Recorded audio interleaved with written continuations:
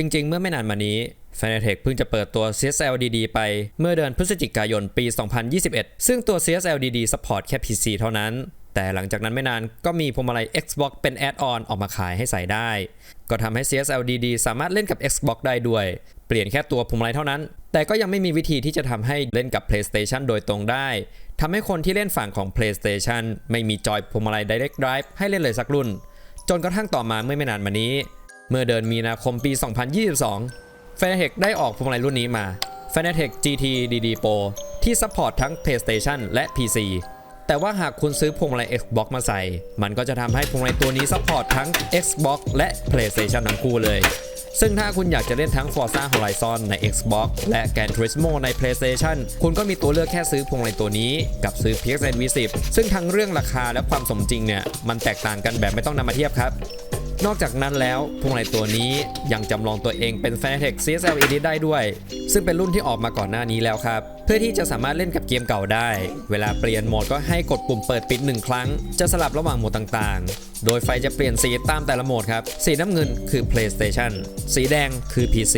สีม่วงคือจำลองตัวเองเป็น CSL Elite เล่นกับเกมเก่าบน PlayStation สีเหลืองจำลองตัวเองเป็น CSL Elite ไว้เล่นกับ PC ครับและผมขอสรุปสั้นๆให้ฟังตั้งแต่ต้นคลิปเลยว่าถ้าคุณอยากได้พวงมาลัยที่สมจริงที่สุดที่ต่อเล่นกับ PlayStation 4 และ 5 ได้เลยโดยตรง Fanatec GT DD Pro ก็คือคำตอบของคุณครับหรือหากคุณอยากเล่น Xbox และคุณเป็นคนมีตังค์แบบเหลือๆที่ถึงแม้ตัวเกมใน Xbox จะไม่ถึงกับเหมาะในการเล่นกับจอยพวงมาลัยและให้ความสมจริงที่น้อยจนผมคิดว่าถ้าไม่ซีเรียสเนี่ยคุณก็ใช้ Logitech G920 ที่เหมือนของเล่นก็พอใช้เล่นขำๆได้แต่หากคุณยังอยากได้มากกว่านั้น GT DD Pro คู่กับพวงมาลัย Xbox ก็คือคำตอบของคุณเช่นกันและที่สำคัญที่อยากจะแจ้งให้ทุกคนรู้ก็คือถึงแม้ถ้าคุณจะเล่นแค่ใน PlayStation แต่เวลาคุณจะปรับตั้งค่า feedback ต่างๆแบบละเอียดเนี่ยคุณจะต้องต่อเข้ากับคอมถึงจะสามารถปรับค่านั้นๆได้ให้มันไปเซฟค่าที่ตัวพวงมาลัยแล้วค่อยนำไปต่อกับ PlayStation ครับตรงนี้ผมมองว่าหลายๆคนที่ซื้อไปไม่ได้ทำแน่ๆต้องทำนะครับ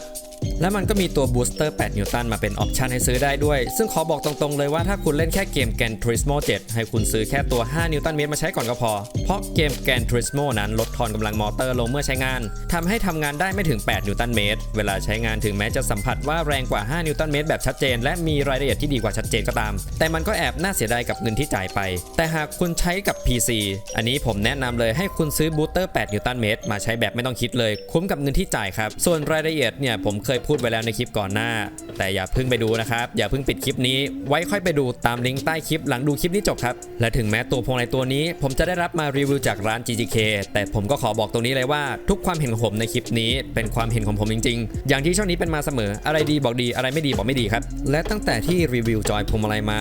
พวงมาลัยตัวนี้ให้รายละเอียด feedback ได้ดีที่สุดเรื่องนี้ถ้าเทียบกับ Moza R16 ผมให้เสมอกันอาจด้วยประสบการณ์ของผมนั้นยังไม่พอทำให้ผมไม่สามารถสัมผัสได้ถึงความแตกต่างที่เห็นได้ชัดเจนจนสามารถกล้าบอกได้ว่ามีความแตกต่างระหว่างพวงมาลัย2ตัวนี้และถึงแม้พวงมาลัยตัวนี้จะเพิ่งออกมาไม่นานทำให้เกมเก่าๆบางเกมอาจจะไม่ซัพพอร์ตแต่ GT DD Pro ก็มีฟีเจอร์จำลองตัวเองเป็นจอยพวงมาลัยรุ่น CSL Elite ซึ่งก็คือจอยพวงมาลัยรุ่นเก่ากว่าทำให้ GT DD Pro เล่นเกมได้แทบทุกเกมซึ่งทำได้ทั้งใน PC และ PlayStation อีกด้วยซึ่งหากใครฟังมาถึงตรงนี้แล้วชอบเนี่ยก็ไปซื้อกันได้ที่ร้าน GGK ครับเขาจะได้สนับสนุนช่องเราต่อไปลิงก์อยู่ใต้คลิปเช่นเคยครับมาดูภายนอกกัน Fanatec ให้ทั้งฐานพวงและแป้นเท้ามาครบเลยไม่เหมือน Direct Drive เจ้าอื่นที่มักจะขายแยกแต่อันนี้ก็ไม่ได้เป็นข้อเสียอะไรเพราะเป็นของที่ต้องใช้อยู่แล้วซึ่งถ้าใช้ของไม่ตรงค่ายเนี่ยก็ต่อเล่นกับ PlayStation ไม่ได้ด้วย Wheelbase ตัวฐานเป็นเหล็กพ่นสีดำทำสีมาดีไม่เป็นรอยง่ายส่วนที่เป็นพลาสติกนั้นมีแค่ด้านหลังที่เป็นช่องต่อ USB แป้นเท้าเกียร์และเบรกมือที่เป็นแอดออนเท่านั้นหากซื้อก็ให้มาเสียบที่ช่องนี้เลยครับรุ่นนี้ใช้ USB Type C เสียบที่ฐานพวงมาลัยแล้วแต่ช่องพวกนี้นานๆจะเสียบที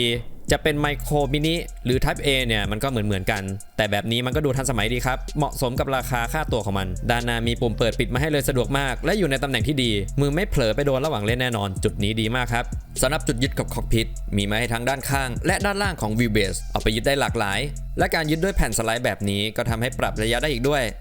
แรงบิด5หรือ8นิวตันเมตรหากคุณใช้คอกพิทที่ไม่แข็งแรงตัวโครงของคอกพิทเนี่ยบิดแน่นอนและนั่นจะทำให้รายละเอียดของ feedback นั้นหายไปด้วยอย่าลืมหาคอกพิทดีๆมาใช้กับพวงมาลัยตัวนี้ด้วยนะครับ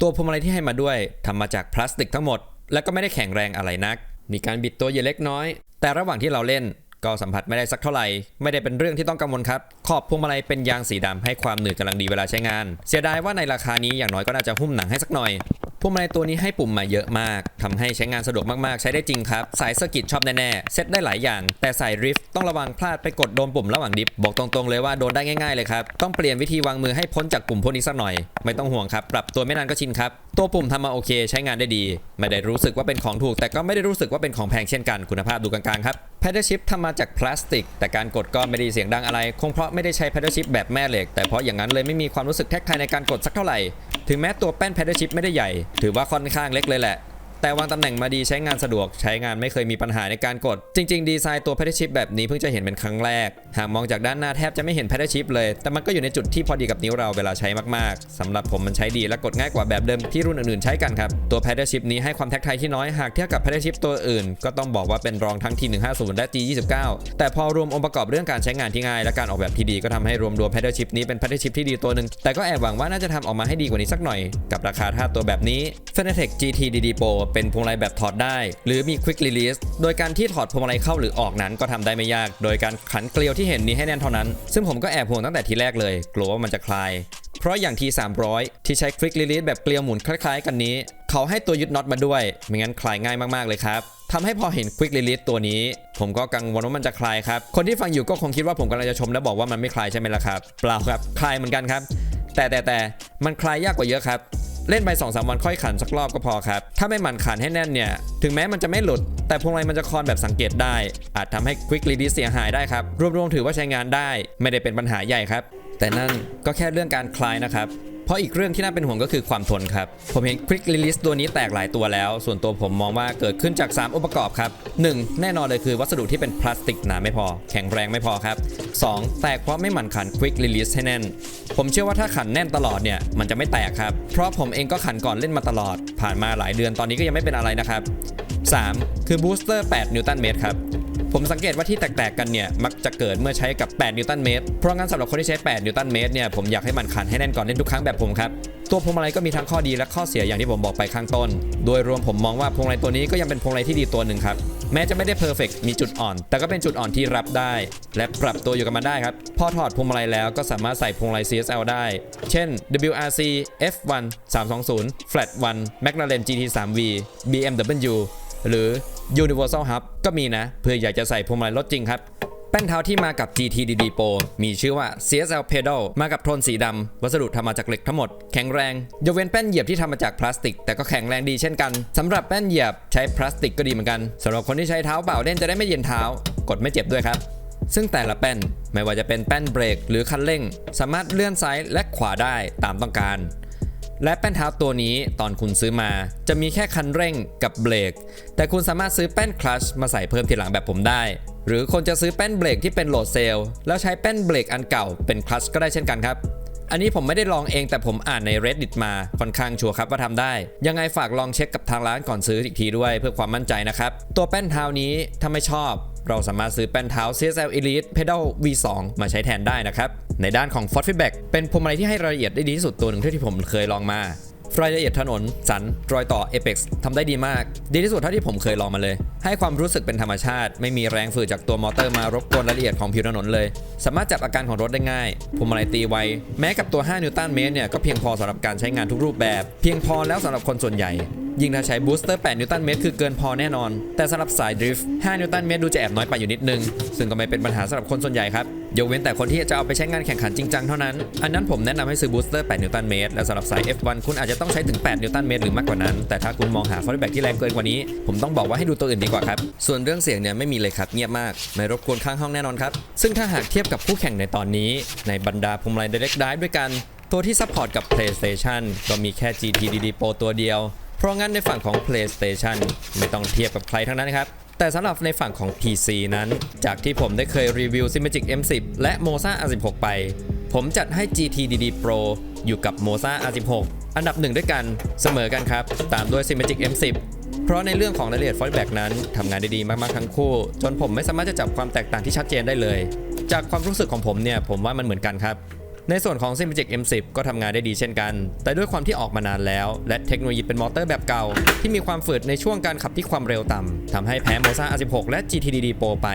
นอกจากนั้นแล้วเนี่ยรายละเอียดต่างๆที่มีให้เนี่ยก็น้อยกว่าเล็กน้อยแต่ก็ไม่ได้แพ้มากมายอะไรครับในส่วนของ UI และการปรับแต่งผมมองว่า UI ของ Moza Pithao ใช้งานง่ายกว่า Fanatec และ Fanatec ก็ใช้งานง่ายกว่าของ Simagic ซึ่งหน้าตา UI ของ Simagic นั้นก็ดูธรรมดาและราคาถูกเอามากๆแต่หากใช้งานโปรแกรมของ Fanatec จนชินแล้วก็สามารถปรับค่าให้เข้ามือกับเราได้มากกว่า Moza Pithao นะครับแล้วก็ต้องบอกว่าในตอนนี้เท่านั้นนะเพราะ Moza Pithao เนี่ยมีการปรับปรุงอยู่เรื่อยๆครับส่วนเรื่องของความเสถียรของซอฟต์แวร์เนี่ยตอนนี้ต้องให้ Fanatec ครับใช้ดีส่วนตัวยังไม่เคยเจอปัญหาอะไรเลยครับสำหรับ Moza และ Simagic เนี่ยผมเจอบั๊กเล็กน้อยครับในระหว่างใช้แต่ก็ไม่ถึงกับขั้นเล่นเกมไม่ได้นะในด้านของ Ecosystem หรืออุปกรณ์เสริมถ้าให้เทียบกับคู่แข่งผมมองว่า Moza กับ Fanatec เนี่ยใกล้เคียงกันครับมีอุปกรณ์เสริมค่อนข้างเยอะนำ Simagic แบบห่างไกลมีอุปกรณ์เสริมน้อยกว่ามากครับ Simagic เนี่ยและสำหรับส่วนตัวผมแล้วผมมองว่าถึงแม้จำนวนและอุปกรณ์เสริมของ Moza ที่ทำออกมาตอนนี้ไม่เยอะเท่า Fanatec แต่อุปกรณ์ที่ทำออกมาตอนนี้ก็น่าใช้น่าสนใจกว่า Fanatec และว่าราคามาถูกกว่าด้วยครับแต่ถึงอย่างนั้น Moza ก็ยังไม่มีเกียร์กับเบรกมือไม่ให้ซื้อแต่ Fanatec เนี่ยมีมานานแล้วครับอันนี้ผมว่าเป็นปัจจัยสำคัญในการตัดสินใจซื้ออันหนึ่งเลยครับซึ่งถ้าคุณซื้อเกียร์กับเบรกมือมาก็ให้มาต่อเข้ากับช่องเสียบหลังพวงมาลัยได้เลยครับเป็น Direct Lab หนึ่งเดียวที่มีเบรกมือและเกียร์ให้ต่อกับ PlayStation ได้โดยที่ไม่ต้องซื้ออุปกรณ์เสริมอันอื่นต่อครับนอกจากนั้นเนี่ยก็จะเป็นพวงมาลัยสายพานจาก Trustmaster เท่านั้นนอกจากนี้ไม่มีแล้วครับนอกจากจะใช้ GIMS หรืออุปกรณ์เสริมอย่าง Drive Hub ซึ่งตัว GIMS ผมก็ทำคลิป DIY สอนทำและสอนใช้ไว้แล้วไว้จบคลิปนี้เนี่ยไปกดดูกันได้ครับหรืออยู่ใต้คลิปนะในเรื่องของ Compatibility เนี่ยอันนี้ต้องพูดพอ GT DD Pro จำลองตัวเองเป็นพวงมาลัยรุ่นเก่า CSL Elite เพื่อเล่นกับเกมเก่าๆได้ส่วน Simagic และ Moza ไม่มีครับเกมที่ Simagic และ Moza Support เนี่ยก็มีพอประมาณแต่ยังสู้ Fanatec หรือ Logitech และ Trustmaster ไม่ได้อันนี้เป็นจุดแข่งสำคัญอย่างหนึ่งของแบรนด์เจ้าใหญ่เลยครับในด้านของความคุ้มค่าถึงแม้ว่าจะเป็นของที่มีราคาสูงแต่พอได้ลองใช้งานและเทียบกับสิ่งที่ได้กลับมาผมมองว่าพวงมาลัยตัวนี้มีราคาเหมาะสมอย่าลืมว่าในราคานี้เราได้ทั้งวิวเบสพวงและแป้นเท้าครบเซตเลยพร้อมเล่นเพราะงั้นถ้าจะไปเทียบกับราคาแค่ตัวฐานของพวงมาลัยรุ่นอื่นอย่างเช่น Simagic หรือ Moza แบบเดียวๆก็คงไม่ได้ก็ต้องจัดรวมเป็นเซตพร้อมเล่นแล้วเอาราคามาเทียบกันซึ่งหากตีกลมๆโดยประมาณพวงมาลัยของ Simagic ราคา 20,000 บาทแป้นเท้าอีก 20,000 บาทและฐานพวงมาลัย Simagic รุ่นเริ่มต้นอีก 20,000 บาทรวมแล้วก็จะจบอยู่ที่แถวๆ 60,000 บาทครับหรือถ้าหากเป็น Moza R16 ก็อยู่ในเรทราคาพอๆกั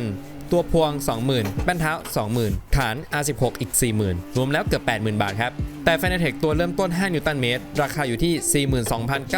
42,990 บาทถ้าตัว 8 นิวตันเมตรก็จะอยู่ที่ 5880 บาทอันนี้คือราคาวันนี้นะครับราคาตลาดเนี่ยอาจมีเปลี่ยนแปลงบ้างนะครับซึ่งถึงแม้ว่าจะได้มอเตอร์ที่แรงน้อยกว่า M10 เพราะ M10 เนี่ยแรง 10 นิวตันเมตรแต่ตัวนี้ได้ 8 นิวตันเมตรแต่ผมเชื่อเลยว่าคุณจับความแตกต่างไม่ได้หรือจับได้ยากครับแถมรายละเอียดของ Feedback ของ GT DD Pro ก็ดีกว่าชัดเจนด้วยแต่ที่แตกต่างจากเซตอื่นหลักๆเนี่ยก็คือเรื่องของแป้นเท้าตัวพวงมาลัยกับการซัพพอร์ตกับ PlayStation ซึ่งเรื่องของ PlayStation เนี่ยจะไม่พูดแล้วขอพูดเรื่องแป้นเท้าก่อนละกันตัวแป้นเท้าที่มากับ Fanatec GT DD Pro จะแย่กว่าเจ้าอื่นอย่างมากมันคือแป้นเท้าที่ให้ความรู้สึกแบบเริ่มต้นถ้าหากคุณใช้แบบเดิมๆไม่ใช่ตัวเบรกแบบโหลดเซลมันก็จะอยู่ในระดับเดียวกับพวก T3PA แต่ถ้าคุณใช้ตัวโหลดเซลมันก็จะอยู่ในระดับเดียวกันกับ TLCM หรือไม่งั้นคุณเปลี่ยนไปใช้แป้นเท้าของ Fanatec Club Sport Pedal V3 ตัวนั้นราคาอยู่ที่ 23,990 บาทก็จะได้แป้นเท้าที่อยู่ในระดับเดียวกันกับเจ้าอื่นแต่ราคาครบเซตเนี่ยจะขึ้นไปอยู่ที่ 74,870 บาทครับและตัวพวงมาลัยของรุ่นอื่นนั้นก็ดีกว่ามากซึ่งถ้าอยากจะเปลี่ยนเนี่ยมันก็เปลี่ยนได้ครับเป็นพวกพวงมาลัยตระกูล CSL ราคาก็อยู่แถวๆ 20,000 บาทเช่นกันก็จะไปจบอยู่แถวๆ 100,000 บาทครับนี่ยังไม่รวมคอกพิทนะครับเพราะงานถ้าให้ผมแนะนำเน้นความคุ้มค่าผมว่าซื้อชุดเริ่มต้น 5 นิวตันเมตรกับบูสเตอร์ 8 นิวตันเมตรมาใช้ก็พอครับที่ราคา 5880 บาทผมว่าคุ้มมากนะครบเซตพร้อมเล่นส่วนถ้าคุณจะยึดกับโต๊ะหรือใช้ฮับคอกพิทเนี่ยใช้ตัว 5 นิวตันเมตรก็พอครับ 8 นิวตันเมตรเนี่ยมันแรงไปครับเวลาเล่นเนี่ยมันจะโยกครับแล้วก็ถ้าดูมาถึงตรงนี้แล้วชอบก็อย่าลืมกดไลค์กด Subscribe เป็นกำลังใจให้กันด้วยนะครับช่องนี้มีของมารอให้ผมรีวิวให้ดูอีกเยอะครับติดตามดูกันได้เลยสรุปนะครับ Fanatec GT DD Pro ก็คือถ้าคุณอยากได้ความสมจริงก็จัดเลยครับใครที่งบถึงตัวนี้ตอบโจทย์ครับใช้ดีถึงจะแพงแต่ก็คุ้มกับราคาเล่นเกมได้เยอะเหมาะเป็น Direct Lab ตัวเริ่มต้นถึงแม้จะมีจุดอ่อนตรงแป้นเท้าและพวงมาลัยที่ดูจะกล่องแก่งไปนิดและ Quick Release ที่ต้องคอยขันให้แน่นก่อนใช้ทุกครั้งอย่างตัวแป้นเท้าถ้าเราใช้งานบ่อยๆเราก็จะชินปรับตัวและกะแรงของเท้าเราได้เพราะงั้นไม่ต้องห่วงครับสามารถใช้แป้นเท้าตัวนี้ขับทำเวลาดีๆได้แน่นอนแถมเล่นเกมได้แทบเกมไม่ต้องห่วงครับพวงมาลัยตัวนี้มีทั้งข้อดีและข้อเสียอย่างที่บอกไม่ใช่ของที่ดีเลิศเพอร์เฟกต์อะไรแต่ก็เป็นของที่ดีพอให้เพื่อนๆได้เล่นซิมเรซซิ่งกันได้อย่างสนุกครับใครที่สนใจจอยพวงมาลัย Fanatec GT DD Pro ตัวนี้ก็ตามไปซื้อกันได้เลยที่ร้าน GGK ลิงก์อยู่ใต้คลิปครับส่วนใครที่สนใจDirect Labราคาถูกกว่าอย่าง Simagic M10 ผมก็ทำรีวิวไว้แล้วครับไปกดดูกันได้เลย